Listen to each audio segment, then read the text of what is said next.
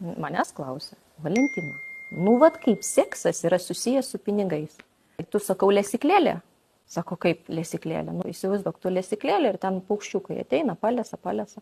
Kitas atskrenda, palesa. Trečias, 15. Sakau, tu neribota lesyklėlė esi. Nu, vat sakau, tas pats yra su seksualinė energija. Ateina vyrai, palesa pas tave. Ir kas išeina, kad iš tavęs išeina energetiniai resursai. Energetiniai resursai, kurie tau generuoja pinigus. Todėl, kad čia yra seksualinė energija.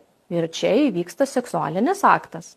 Jeigu tu nori turėti natūralią gausą, generuoti pinigus, tuos, kurie tau priklauso, tai reikėtų apsiriboti vienu seksualiniu partneriu ir kaip minimum pasidaryti seksualinių imprintų praktiką, tam, kad pasišalinti senųjų partnerių likusius pėdsakus. Tai, ką jie tau padovanojo. Nes tu viską kaupi savo į vidų.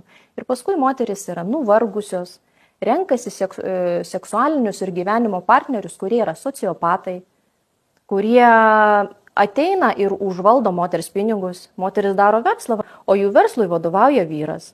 Ir tas vyras užsėdęs ir jai išskiria dienpinigius, supranti, vat jos pačios versle.